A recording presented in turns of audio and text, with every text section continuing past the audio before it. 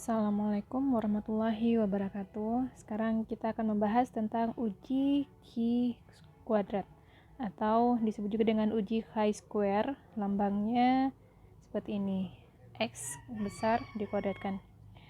Uji Q² adalah pengujian hipotesis mengenai perbandingan antara frekuensi observasi dengan frekuensi harapan.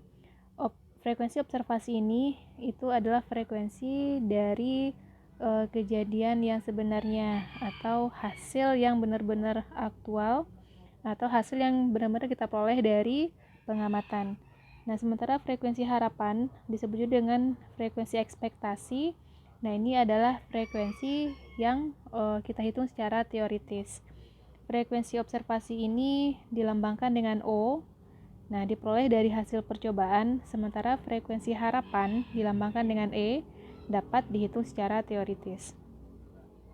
Kita lihat contoh yang pertama, sebuah dadu setimbang dilemparkan sebanyak 1 kali. Berapakah nilai ekspektasi masing-masing sisi akan muncul?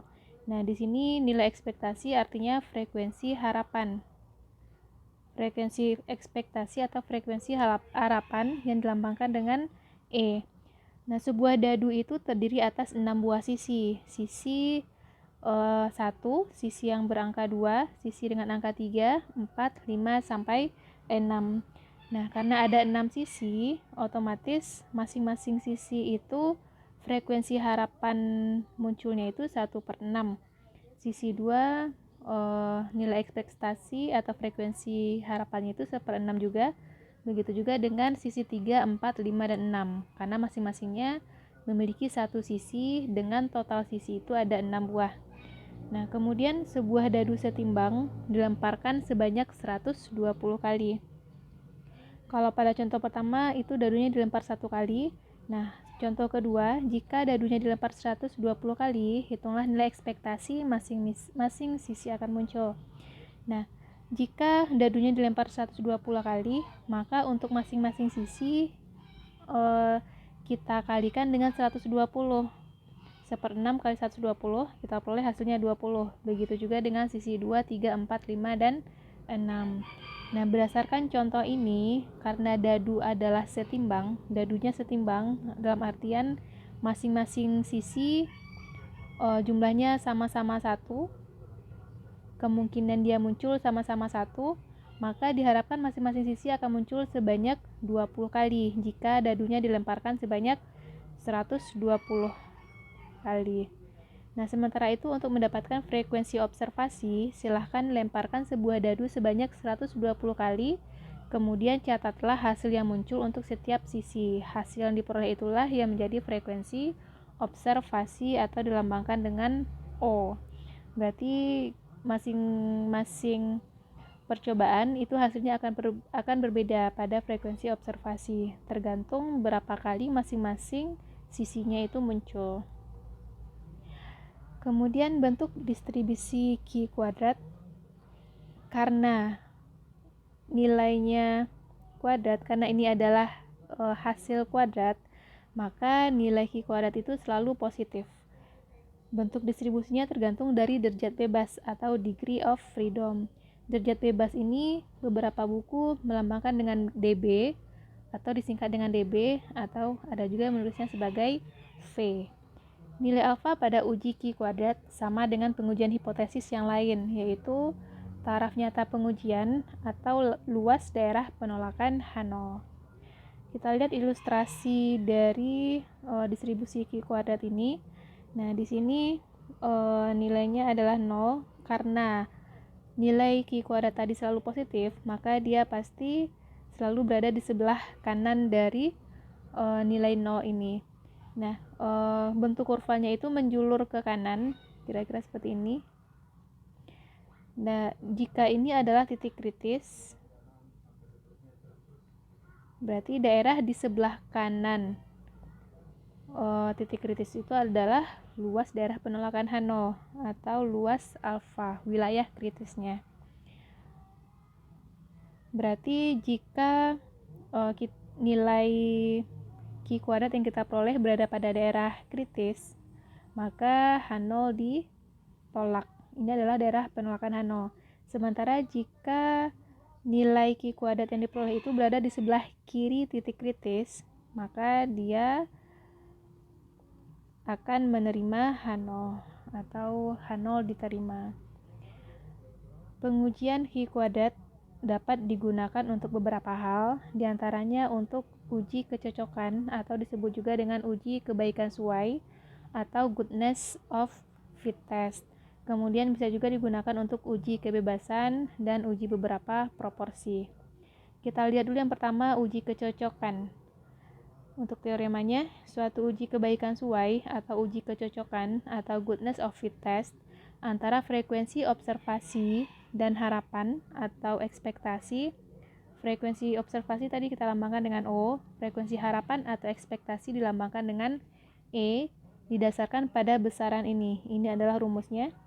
Q kuadrat itu adalah sigma atau jumlah dari OI dikurang EI kuadrat dibagi dengan EI, di mana O itu adalah frekuensi observasi dan E itu adalah frekuensi harapan atau ekspektasi.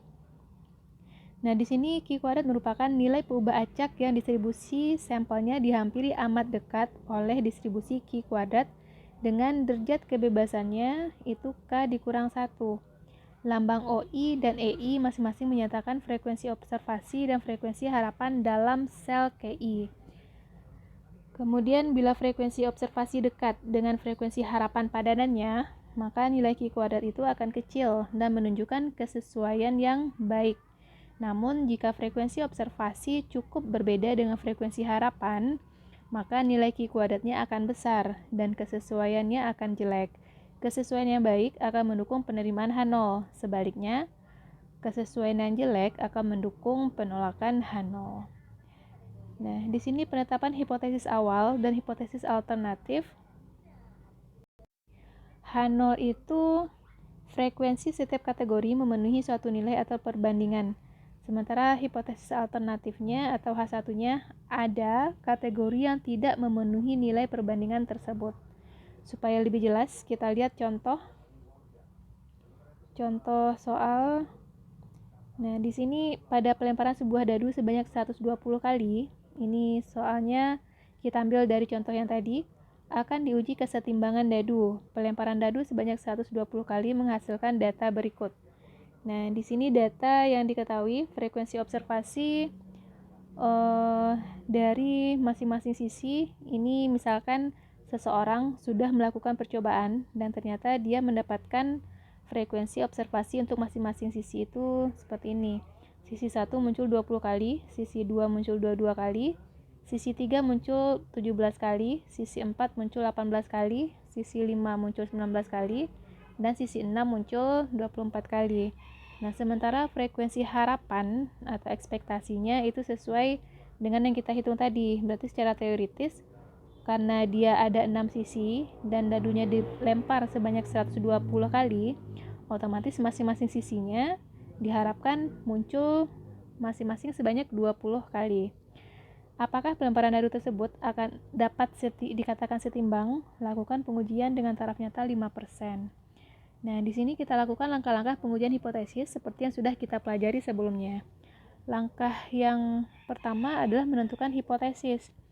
Nah, di sini dadu dikatakan setimbang apabila sisi dadunya masing-masing muncul 20 kali. Berarti H0 itu setiap sisi dadu muncul sebanyak 20 kali.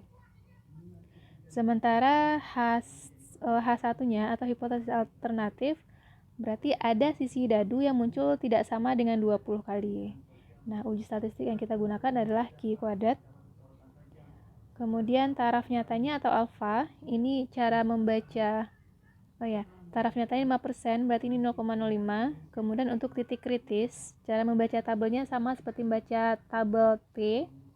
Kita cari dulu derajat bebasnya. Derajat bebas itu K dikurang 1, di mana K itu banyak sisi. Kalau pada soal ini ya, banyak sisinya di sini ada 6. Berarti K-nya juga 6. 6 kurang 1 adalah 5. Itu adalah nilai derajat bebas atau V. Nah, kemudian kita lihat pada tabel Q kuadrat. Cara membacanya sama seperti tabel T. Berarti kita lihat yang angkanya 0,05 untuk alfa, dan angkanya 5 untuk derajat bebas atau V. Berarti ini tinggal tarik ke bawah, tinggal tarik ke kanan sehingga diperoleh irisannya itu di 11,070. Berarti itulah nilai titik kritis dari soal kita tadi. Nah, untuk wilayah kritis, penolakan H0 terjadi jika Q kuadrat hitung lebih besar dari Q kuadrat tabel. Nah, di sini ujinya selalu satu arah dan tandanya selalu besar. Karena nilai Q kuadrat itu tadi selalu positif, makanya tandanya selalu besar. Nah, maka wilayah kritisnya itu jika Q kuadrat hitung lebih besar dari Q kuadrat tabel, yaitu jika Q kuadrat hitungnya lebih besar dari 11,070. Untuk statistik hitung, tadi kita sudah punya rumusnya seperti ini. Nah, untuk memudahkan, kita bisa gunakan Excel supaya hasilnya bisa langsung dihitung, atau jika menggunakan kalkulator juga boleh. Berarti kita harus, supaya lebih jelas, kita jabarkan dia seperti ini, kita buatkan tabelnya. Di sini ada kategori, karena sisinya ada 6, maka ada sisi 1, 2, 3, 4, 5, 6. Kemudian ini frekuensi harapan masing-masing sisi. Frekuensi observasi ya, dari masing-masing sisi sesuai dengan soal tadi. Sisi 1 muncul 20, sisi 2 muncul 22 kali, dan begitu seterusnya, dan ini jumlahnya pasti 120. Kemudian frekuensi harapan sesuai dengan yang kita hitung secara teoritis, itu masing-masing sisinya muncul sebanyak 20 kali, dan jumlahnya ini harus sama. Kemudian karena kita butuh OI dikurang EI, maka ini kita kurangkan. 20 kurang 20, 0, 22 kurang 22, dan begitu seterusnya. Kemudian kita butuh OI dikurang EI itu kita kuadratkan. Berarti ini tinggal dikuadratkan hasilnya 0 kuadrat 0, 2 kuadrat 4, min 3 kuadrat 9, dan begitu seterusnya. Terakhir kita bagi dengan EI. Nih, berarti OI dikurang EI kuadrat dibagi dengan EI. Berarti 0 dibagi 20, 0, 4 dibagi 20, itu 0,2, 9 dibagi 20 itu 0,45, dan begitu seterusnya. Dan ini kita jumlahkan karena ini adalah sigma itu berarti jumlah. Kita jumlahkan hasilnya itu 1,7. Otomatis kita peroleh nilai Q kuadrat hitungnya itu adalah 1,7. Nah, kita tarik kesimpulan. Karena 1,7 itu angkanya lebih kecil dari 11,070, di mana 1,7 itu adalah Q kuadrat hitung, sementara 11,070 itu adalah Q kuadrat tabel, maka bisa kita simpulkan bahwa nilai Q kuadrat itu berada pada daerah penerimaan H0 atau berada di sebelah kiri. Jadi dapat disimpulkan bahwa pernyataan dadu setimbang dapat diterima. Atau supaya lebih jelas, kita ilustrasikan dia dalam grafik kira-kira seperti ini. Nah, misalkan titik kritisnya di sini atau nilai Q kuadrat tabel itu 11,070. Otomatis wilayah kritisnya yang ini daerah tolak H0. Sementara ini daerah terima H0. Nilai Q kuadrat hitung kita adalah 1,7. 1,7 di sini. Nah, dari sini terlihat bahwa Q kuadrat hitung itu berada pada daerah penerimaan H0. Sehingga dapat disimpulkan bahwa dadunya setimbang. Oke, kita lanjut. Yang kedua, uji kebebasan. Dan yang ketiga, uji beberapa proporsi. Karena antara uji kebebasan dan uji proporsi, keduanya prinsip pengerjaannya sama, maka ini kita gabung aja. Dia berbedanya hanya pada penentuan hipotesis awal dan alternatif. Pada uji kebebasan, hipotesis awalnya variabelnya saling bebas, sementara H1-nya variabel tidak saling bebas. Untuk uji beberapa proporsi, hipotesis awalnya proporsinya sama, sementara pada alternatifnya proporsinya bernilai tidak sama. Nah, untuk rumus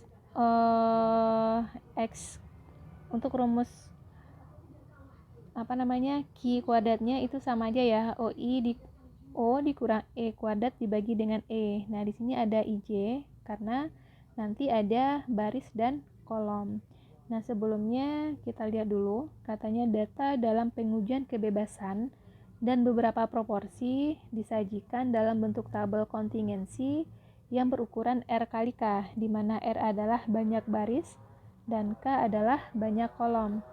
Nah, untuk frekuensi harapan pada uji kebebasan dan uji beberapa proporsi ini, frekuensi harapannya itu kita hitung dari total kolom dikali total baris dibagi dengan total observasi.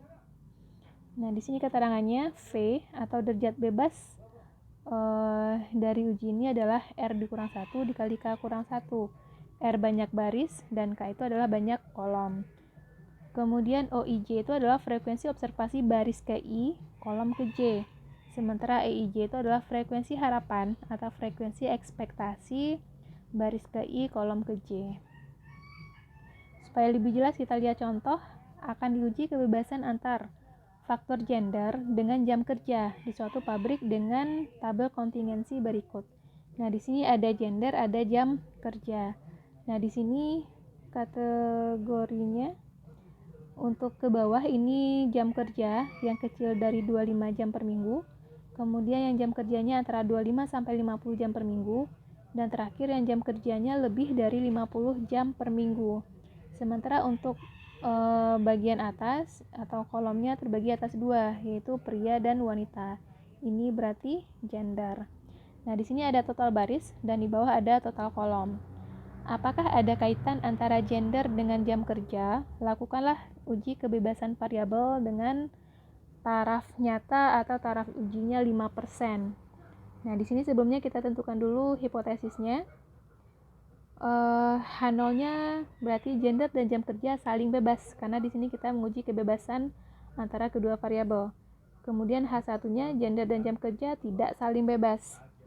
Statistik yang digunakan tadi adalah uji Q kuadrat, karena kita menguji kebebasan antara dua variabel. Kemudian taraf nyatanya tadi 5% atau 0,05, dan derajat bebas rumusnya ini tadi, R dikurang 1, K dikurang 1.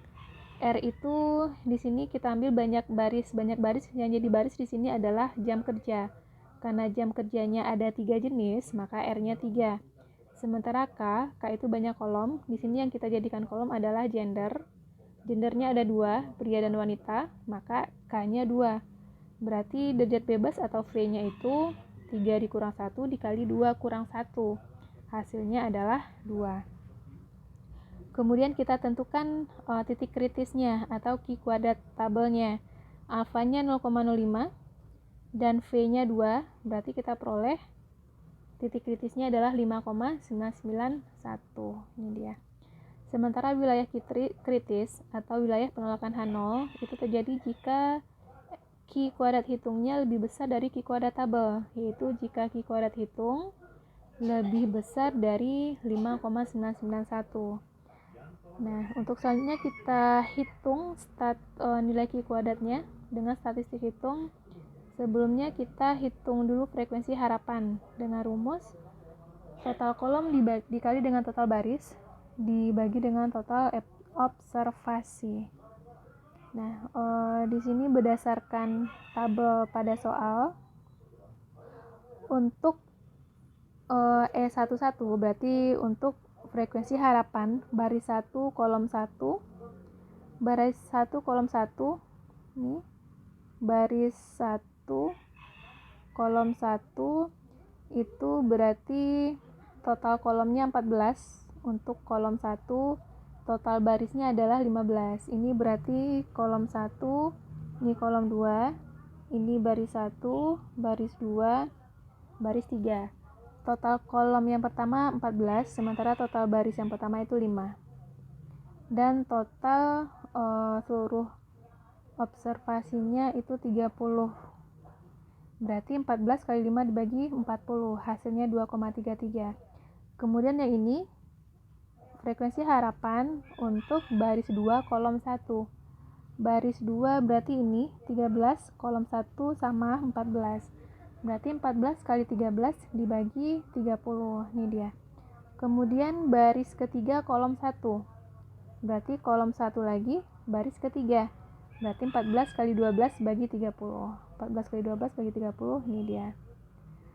Kemudian baris 1, kolom kedua.